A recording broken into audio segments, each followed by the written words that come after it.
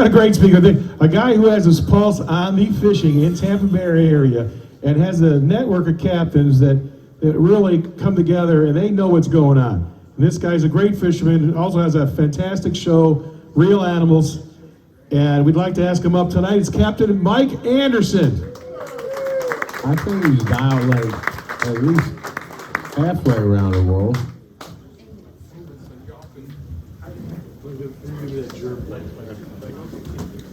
Thanks, Dan. Appreciate you. How's everybody doing? Good. So, first thing I wanted to do, I came from Riverview, the other side of the world. And one of the big reasons I wanted to make this trip was because you guys as an organization, the Old Salts Fishing Club, as long as I've been in the fishing business here in Tampa Bay, almost 25 years, you guys are amazing. So you give yourself a round of applause. You guys, seriously, with what you guys do in the community, it's absolutely incredible. Tom and Amy and Dan and all the board members here, absolutely incredible. So I'm honored to be here. So normally I do my seminars a little different. So a lot of guys like to stand up, talk about a certain topic, and I don't like to do that. I like to pick your brain and see what your questions would be. So I've got to do a Q&A if that's okay with you. Everybody okay with that? Yeah. You're going to ask questions? We don't have to make them up. We're good? Who wants to lead? Are we catching a lot of fish? Everybody catching fish? Yes? You are? Well, that's perfect. Anybody want to lead with a question? Sheephead, trout, snook, redfish, cold weather, conservation. Yes, sir. When you make a cat group or population be large enough to be able to catch Wow. Dagger from the cheap seats early. God, I wish I had an answer for you, dude. You know, we've been talking about that for a long time on the radio, on the dock. We have to do something to get the science correct. I don't know how I'm not sure how we cross that. Can I ask you a question here real quick? How many members of CCA Florida do we have in the house? So there's some of you. I want you guys to seriously consider this, and I brought this up the last time I was here, and you started this, so it's all your fault. We have to have a voice in Tallahassee and in Washington. This federal fisheries stuff is jacked up. We all know it's jacked up. I mean, all of our federal stuff's a little jacked up. And I use this analogy, and I've been using it for years. How many gun owners do I have in the room? So almost most of the room, right? You know that they want to take your guns away, right? Right? Everybody knows that. You know why they don't take your guns away? Because there's 6 million members of the NRA. That's why. They know off of Jump Street they lose 6 million votes the minute they open their mouth about really trying to take your guns. If we had 6 million members of CCA Florida, or CCA in general, CCA National, they would listen, the politicians would then listen. That's why they don't listen. Does anybody know how many members of CCA there is in the country? Less than 300,000. There should be 300,000 members of CCA in Pinellas County alone, surrounded by water. And I fully understand, I know a lot of guys, especially some guys have been fishing commercially, some guys have been fishing, the area for a long time. CCA does not, I'm a huge CCA guy. I'm a life member. They don't always do what I like. I'm not always happy about what they're doing. But if you start to weigh the things that they do to the positive, I think it's easier then to overlook some of the nonsense. Sometimes they're schmoozing the politicians more than I'd like. I'm a little hardcore. I like straight action. I want things done, and I want it done now. But they got to play the game because they're dealing with politicians. So sometimes I'm not happy with what they do. But seriously, take a look at becoming a member, because we need that voice. That's the only way we're going to get some of this nonsense handled that we got to put up with. This grouper thing, God help us all. I mean, I don't even know where to go with it. It's just a mess, So Somebody drag me out of this rabbit hole and take me somewhere else. Yes, sir. Does the tide affect the inshore fishing just like it does the offshore The fishing? tide, the tide's everything. It's, moving water is the key to the whole thing, and the hotter it gets, the warmer it gets, the more that tide matters. I've said for years that fish are lazy, they're just like people.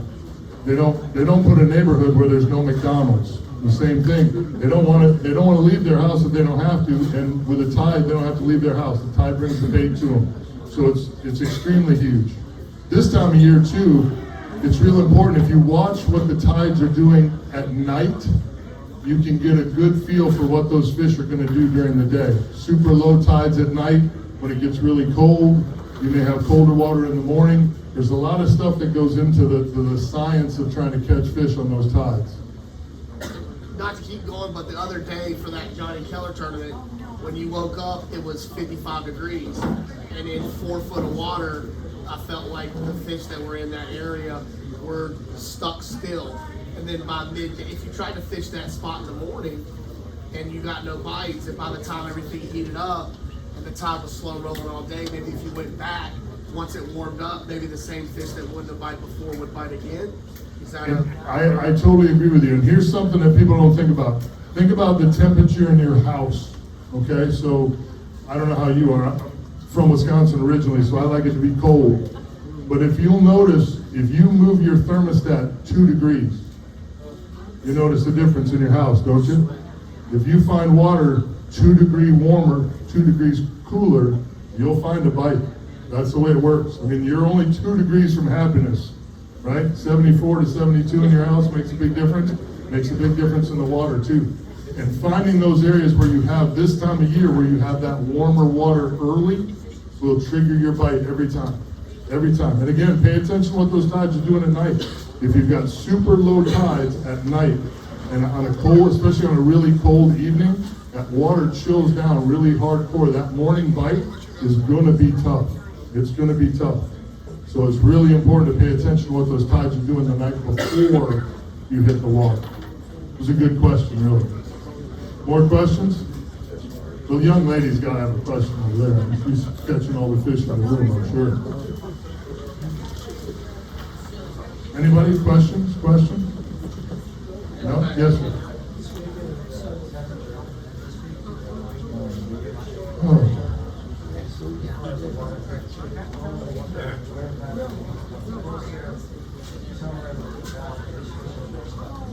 I think this, it's my opinion that this is, it's El Nino, it's all jacked up, whatever.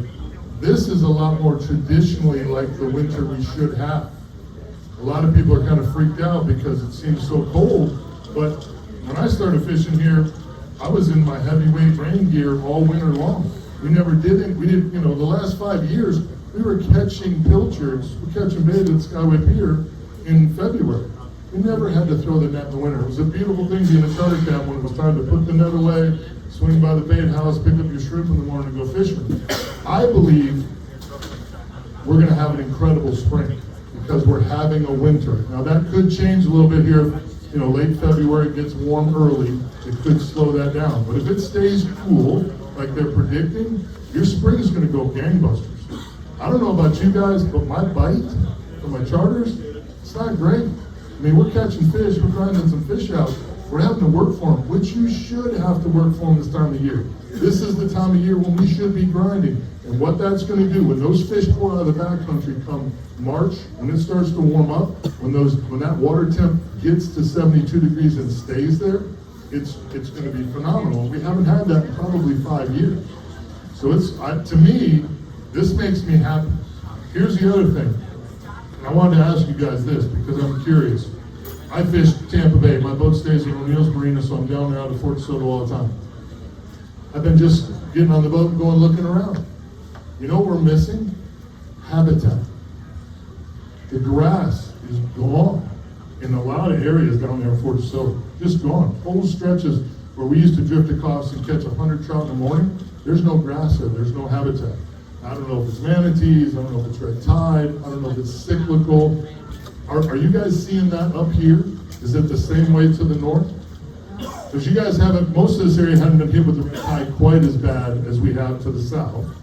So I was just curious how much of that you guys were experiencing here. Everybody's like, I don't know what you're talking about. We have more grass than ever. You have more grass than ever? Really? Okay, well, that's good. We tell people when they're going to permit a dock to go out and cut the grass before we permit it. It's dock guys that are doing it. Well, that's Gotta good. get a permit. If you're seeing the habitat good up here, that's a good thing. The habitat, like I said, around the mouth of Tampa Bay, it's not good.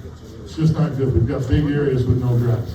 I know the manatees are doing some of it. I get some of that, but I don't think they're doing what I'm seeing. So, and here's the key, and this is what led me down that path with the grass.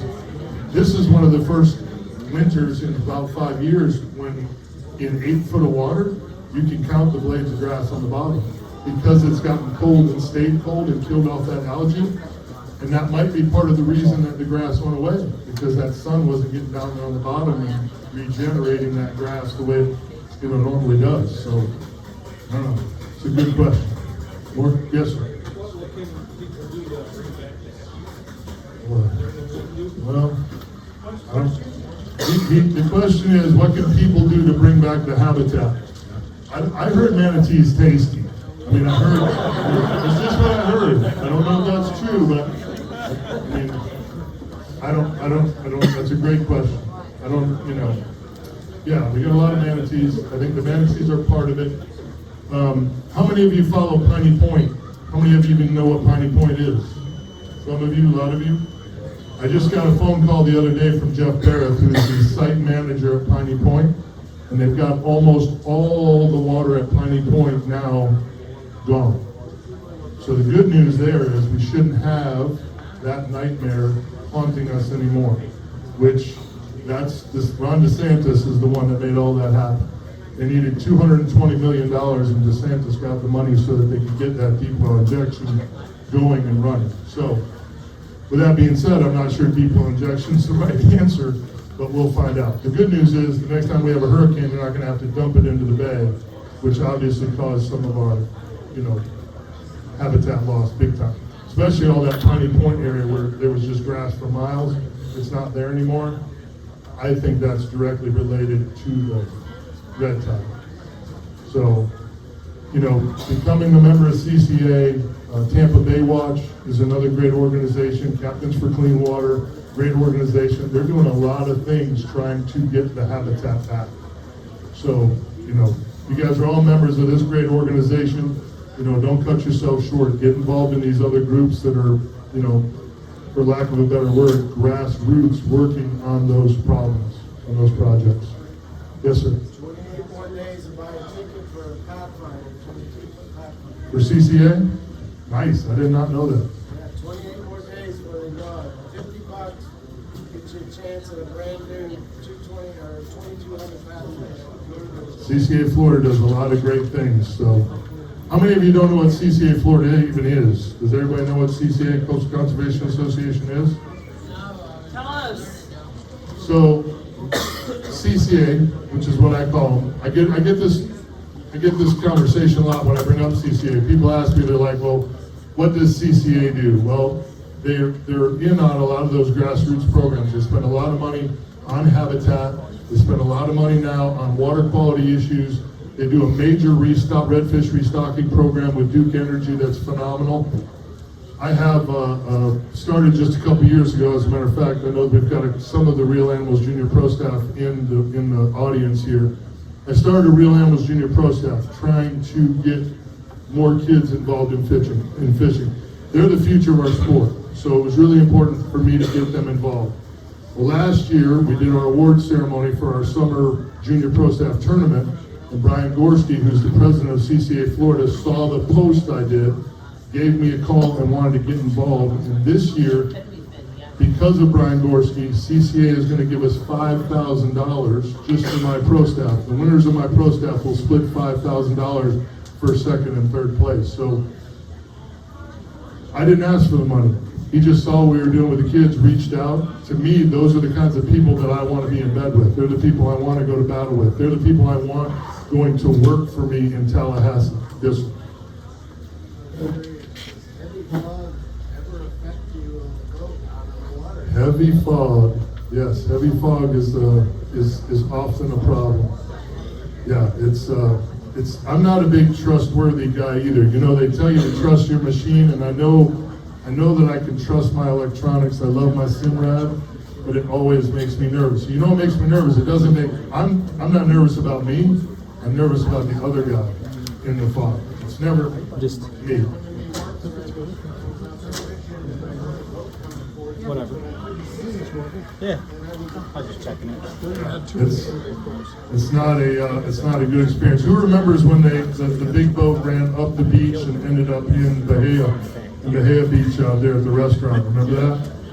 I was coming from the trade winds that day on St. Pete Beach. I had some stuff I was doing out there. I was coming across the Skyway Bridge at noon, and it was still souped in that day. And I don't know exactly how fast that guy was going, but I saw the FWC photos of him hitting the beach. You saw a little bit of hull, you saw some where the motors hit the sand, and then there was nothing all the way to the restaurant, and that dude hit the air. So I don't know how, I'd have no idea how you could get going fast enough in that fog on that day to put that. So yeah, fog is always an issue. And again, it's more of an issue for me for what everybody else is doing. Because I know I'm taking it easy, I'm going slow, I'm looking at my machine, but I don't trust the other knuckleheads. Oh yeah. We got fogged in. Years ago we fished an FLW tournament out of Tierra Verde. And we got fogged in day one for a long time. We got our Kingfish pros in the back here. I know they know about probably getting fogged in. We got fogged in. We were actually making a run from Terra Verde to Charlotte Harbor. Our fish were in Charlotte Harbor. I had some fish here in Tampa Bay. We didn't get released until 10:30 that morning because of the fog. So we had to run across the bay, catch a couple of fish, and luckily we caught a couple of good ones.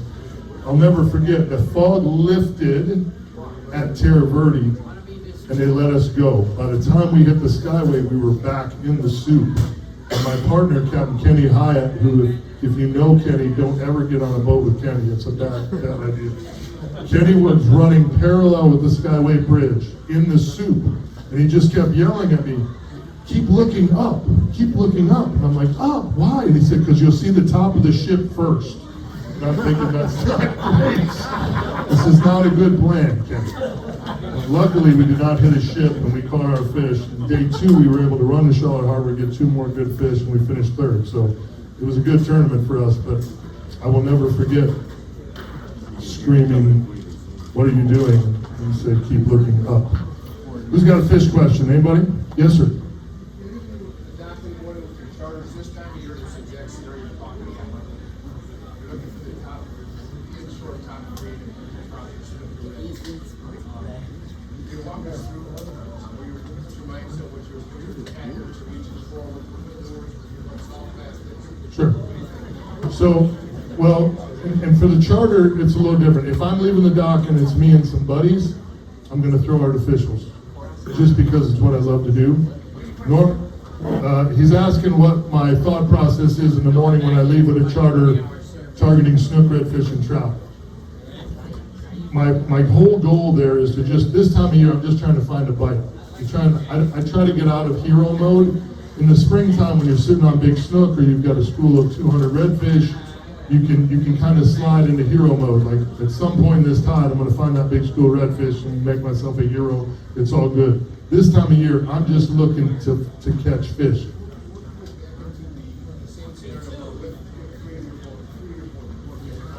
My buddies? Like I'm going to do tomorrow? So, for me this time of year, there's nothing I'd rather, I try to leave the snook alone because when it's cold, they just get a little bit of lockjaw. You can catch some, but they're a little stingy. My favorite fish to target this time of year, even with my buddies, I like to catch big trout up shallow. And we have had a pretty decent bite. Last couple of years, it kind of dropped off. This year, it's picked up a little bit. I don't think we have as many of the schooly fish. I don't think, and again, I think that's part of the habitat. If you're drifting the flats years ago in 6 to 8 foot of water, you could catch 100 with little paddle tails, all you wanted. But most of them be 13 to 15, 16 inches long. I like to get up shallow, and I like to take mirror lure provokers and crawl them through the grass on the dark bottom and chase those big trout from 20 to 25 inches. To me, that is, and if I got somebody on my boat and they're like, hey, that's not fun, I don't want to do that, then I just leave him on the dock. And take him with me. Yeah, you're out. You can't come. But to me, that's, and again, that bite's been pretty good. We've had a pretty good, at least around Fort DeSoto where I've been fishing, that big trout bite's been solid. It gives me hope that that trout bite will increase here over the next couple of years again, if we can stay out of that red tide. The other thing, here's the other thing, a little trick too for you guys. And I don't know how many, I mean, you're fishing shrimp right now, everybody's fishing shrimp, right? Sheephead, trying to catch trout. There's a lot of companies out there. I see a lot of guys, especially at the marina in the morning, you see guys with their boats and they're going out and they all got jig heads on to fish these shrimp. But they're using jig heads with big hooks in them. Remember, sheephead fishing, that's a pretty small mouth. A lot of companies make 1/4 ounce jig heads with 1/0 hooks in them. So it's a real small hook and it works really, really good. I promise you it will change your bites if you go through the process of trying to find those jig heads with the small hooks in. It'll make a big difference. Gamakatsu makes one that I usually snag from. I used to be on their pro staff, I'm no longer with them, but while I was there, I found that particular hook and it works great this time of year. Even in deep water, if you're fishing rock piles in 8 or 10 foot of water, if the tide's not moving too bad, you can get away with that 1/4 ounce jig head. Gamakatsu makes them even up to 3/8, I think. So you can, instead of having to use a knocker rig or something like that, you can pitch those small hooks up there. It'll make a big difference in your bite. Yes, sir. What's a good color when you're in where you at? So you're talking about like in the mirror lure provoker? Like the yellows, the darker, the flashy. So I'm not a big flashy guy. I don't believe in a whole lot of flash. 90% of the time, if you're watching me, if I'm fishing for money, if I'm fishing just for fun, I always throw white. How many of you remember your granddad's tackle box? There weren't a bunch of colors in there, right? It was red and it was white. White, all of our bait fish, everything in our estuary flashes white. Everything does. The mullet, the pilchards, the pinfish, everything flashes white. So I'm almost always a go-to white for everything. Mark Nichols, DOA Lures, legendary fisherman. The only day I ever beat him, I got to fish with him probably 10 times, and he whooped my butt every single time. And one day when I just told him I wasn't going to throw that green one, I wanted the white one, and I beat him. Because it's my confidence color as well. Part of artificial fishing, you guys have heard this before in seminars, whatever color you're confident in. The only time I go to more natural colors is right now. When that water's super, super clean, I don't throw white. I try to go to something clear, maybe a golden red glitter. There's a Little John that color, something avocado red or gold glitter, something more natural when the water is as clean as it is right now. But I like white, for sure. It's a good question. Anybody else? Something? Yes, ma'am.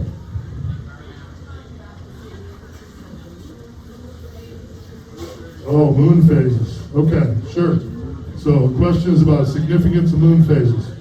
So I can break this down really easy for you, okay?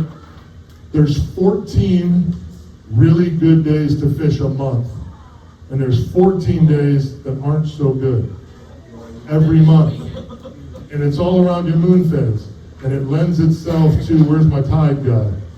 The tide, it lends itself to the tides. Around your moons, you got better moving water. It's just the way it works.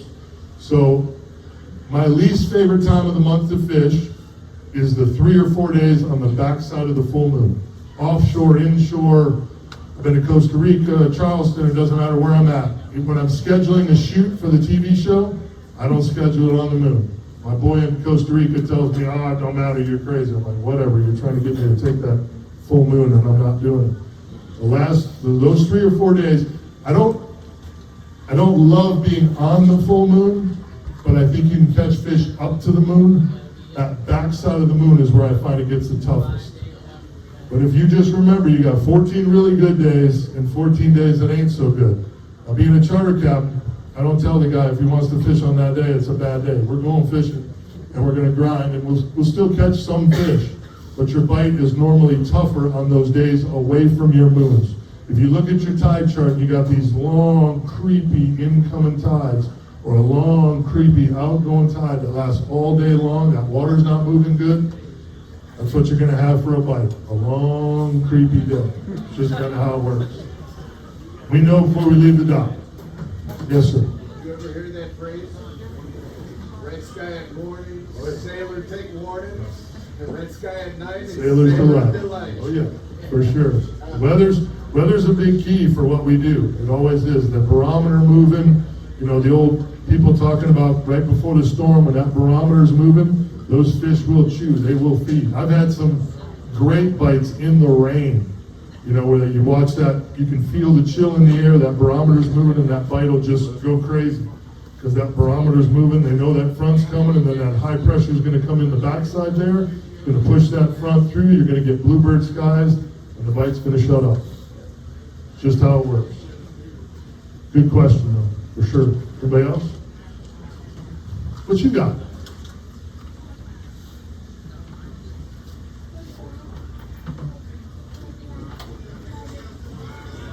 The black drum.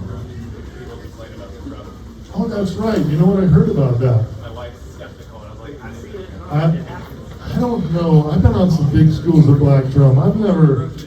When you catch one, you get them to the side of the boat, I can hear them. But have you guys heard about this? The people in South Tampa are complaining about the big school black drum or drumming so loud that it's keeping them up at night. Marijuana is, like, medicinal marijuana is legal, so maybe that's what's going on in South Tampa. Is that what it is? Car audio? Is that what they figured it was? It's a little, right, tinnitus, yeah. It's a little, again, I've been on, we get big, real big schools of black drum down around Fort DeSoto right now, this time of year. And I fished them for years. And I've never heard it. Until you get one to the boat, you get one upside the boat, you can hear them drumming and feel them drumming, but I've never had one, a whole school scare me off the water or put me in the mood to dance or anything like that, so. Good question though, young lady. Future awesome female angler there. Another question, anybody? Yes, sir. Is there any tactic these grinding days behind the moon when you're not so ready? Is there, for those of us that do other things for a living, is there a tactic, smaller baits, different baits? You know what and it's my biggest weakness as an angler. I have ADHD, okay? Ever since I was a little tyke. I don't sit still well. My patience is really limited, and it's not good on those tough days. I find that the guides who do better in my marina are those guys that pay attention to that. I know it's coming, but I'm not good at it. I'd rather cover water. I'm spot to spot to spot, and I tell my customers, listen, I know it sucks, but at the end of the day, you're not going to say, I was lazy. You might say I suck and didn't catch you no fish, but you're gonna know I burned a bunch of fuel and I ran all over the place trying to find some fish that would eat. So I would tell you, if I could do anything better as an angler, it would be to be more patient, to stay at a spot. I've left a buddy, sitting on a dock line, and knowing there's fish there, we could see them, they wouldn't eat. I get tired of it, I leave, and my buddy calls me a half hour later and goes, dude, they just turned on. I just caught 6 of them. I'm like, of course you did, because I left. So, you owe me a beer. Patience. Well, you might change your tactics. You might, what's popular once we start fishing with pilchards? Clip the tail off. The fish can't, the baits can't swim off quite as well. Dead bait.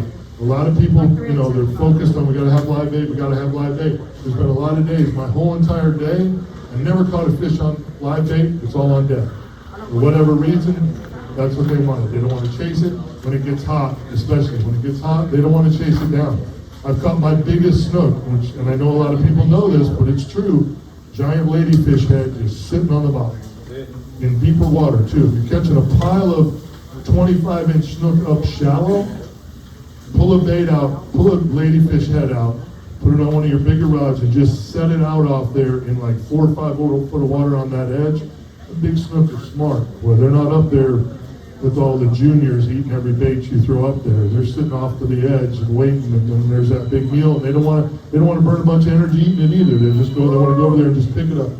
So, stuff you can do to make a bad day better. Or just look around and enjoy the view. You know?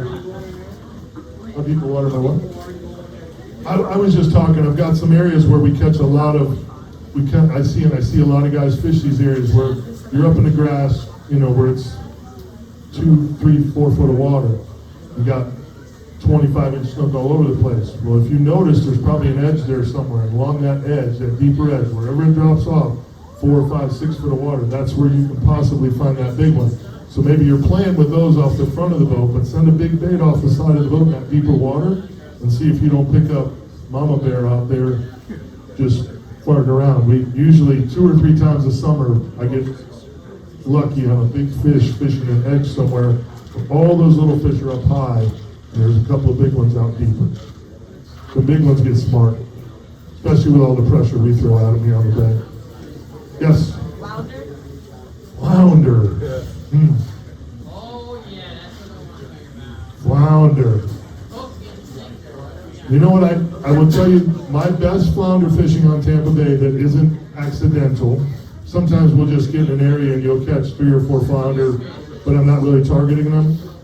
The only time we can kind of target them, late July and August, when I'm snapper fishing the rock piles in the center of the bed.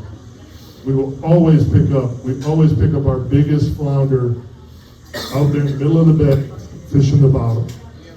Knocker rigs. I do not dive. I stay where the sharks are not. I tried to do it. Mama T, Jim's Dive Shop. The sharks, they're not my friends. I never said that. No, I didn't say. The dolphins, not my friends either. They could go down that rabbit hole too. But yeah, I mean, flounder for me is not a target. It's not a target species. It's just one we catch as bycatch. More questions, anybody? Come on.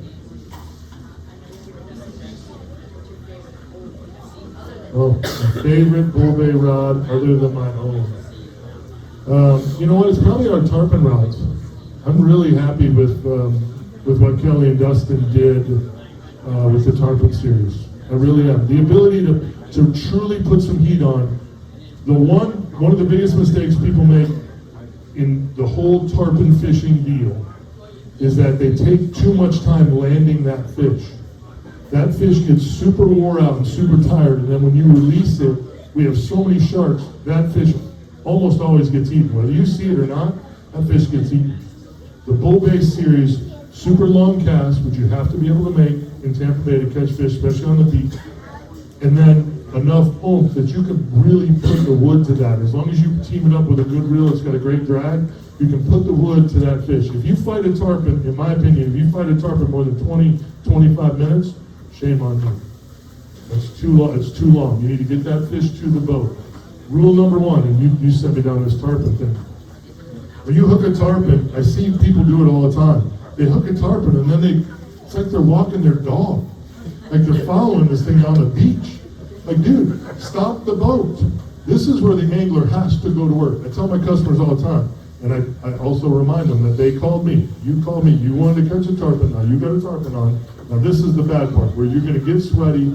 It's going to be hard, and you got to go to work. Once that fish is out of the school, then I'm backing off. You got to go to work and pull that fish to you, and I need you to get it done, because we're not going to kill it. I've heard stories of guys fighting tarpon for an hour and a half, hour and 45 minutes, 2 hours. That fish is dead. So I like our tarpon series a lot. Good question. Yes, ma'am. How do you catch a tarpon? Use baits just a little bigger than you are.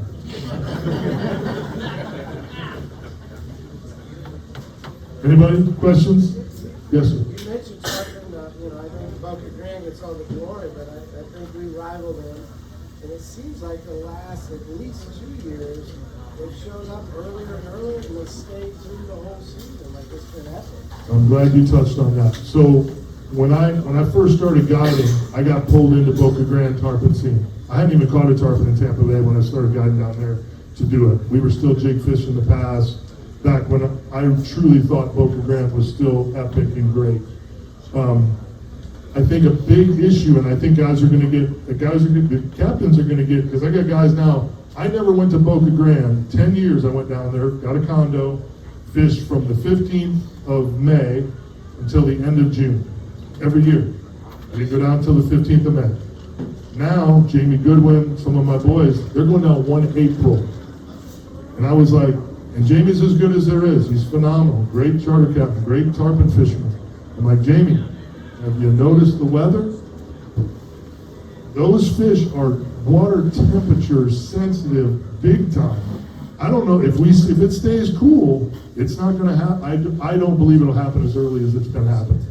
I think it's going to slow back down. Those fish, I just got into an argument with some lady that's trying to throw a tarpon tournament. She's trying to do it May 3rd up here in Tampa. I'm like, well, good luck. Help them fish are here. I mean, they did it early in May last year and they caught like 30 boats, caught 1 or 2 fish. Like, you're doing it too early. Move the damn thing back into June or the end of May and you make sure you have big numbers of fish.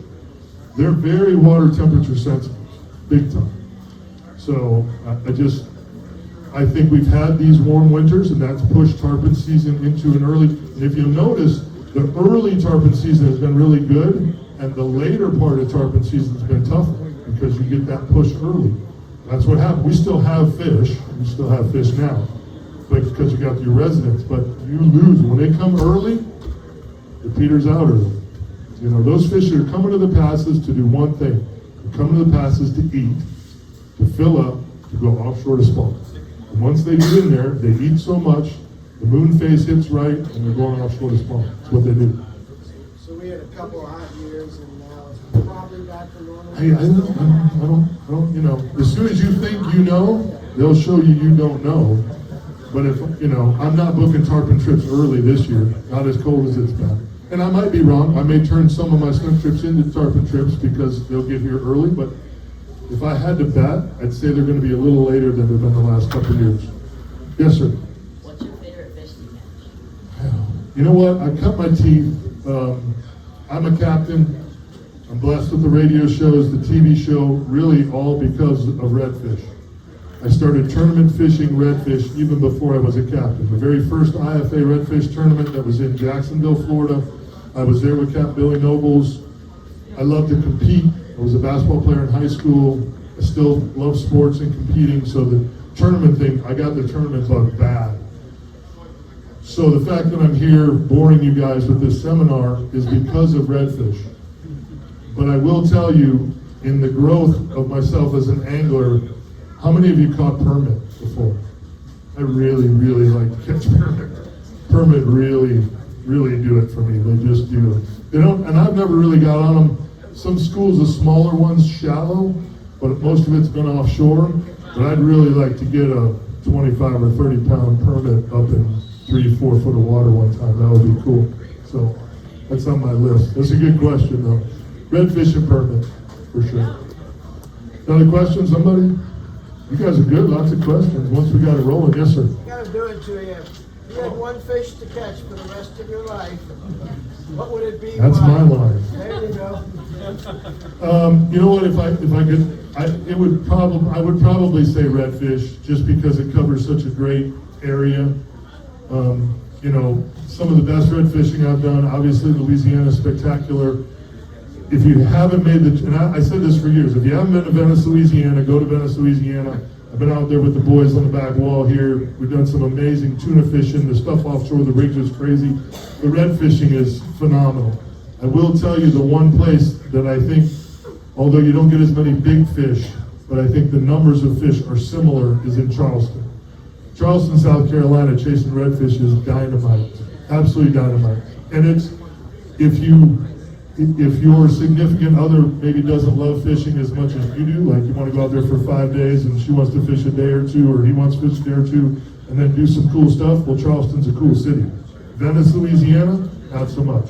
If you're not fishing, you're going to get eaten by mosquitoes, and that's pretty much it. I mean, there's nothing else out there. There just ain't.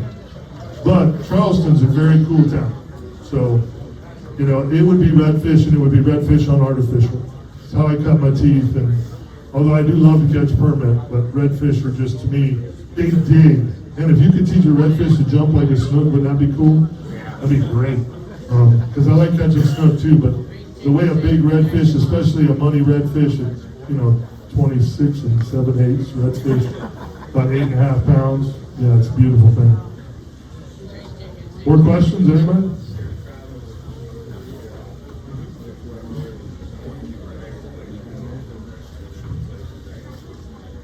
I don't want to go back. So Tom asked, traveling with the show, where are my favorite places to go? About every other year I make it to the Keys, and every time I'm driving on to the Keys, just before you get to Key Largo, I ask myself why I'm not here more. So even though it's close, the Keys are one of my favorite places because, again, there's so many cool things to do. Charleston, South Carolina, like I said, I love Charleston. Venice, Louisiana is cool. We're headed for Costa Rica here in March for another trip to the Zancudo Lodge. Costa Rica is really a special place. Costa Rica is another place that I recommend you do before we screw it up, because we'll probably screw it up because it's what we do. So I get there while the fishing's stupid. Rooster fish on the beach in Costa Rica, where you can sight fish them in the waves. It's pretty spectacular. So those are some of my favorites. I don't have any place that I don't really like to go. Steenhatchee is great, man. When the redfish and the big trout are up shallow, that's a really great fishery. I've had some really great trips in Jacksonville. Jacksonville's special. So it's I couldn't be more blessed to be able to do what I do. 23 years, headed into season 18 on the TV side, just crazy blessed. So it's good stuff. Another fishing question? Yes, sir. Talk more about the permit fishing. What do you like to do, where, how? Well, Good stuff. so I got some wrecks and some pieces here just offshore, some nearshore stuff that I just like to get on. And, you know, I think the one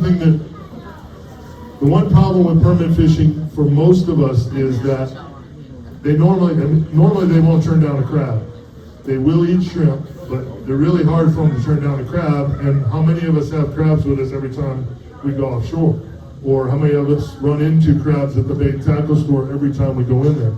So sometimes it's hard to get your hands on the crabs. So I do a lot of my permit fishing during tarpon season when I have a lot of crabs because I'm tarpon fishing.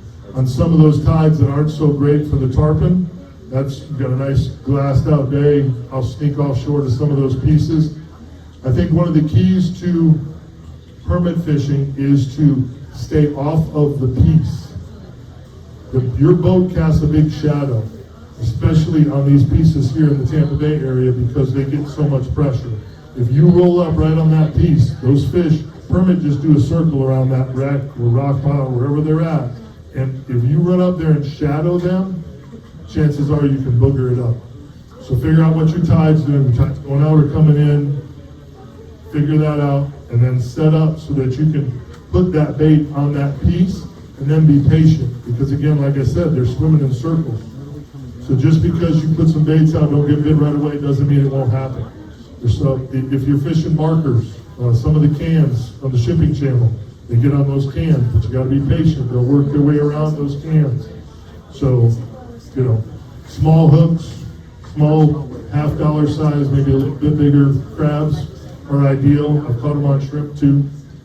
So, I have not.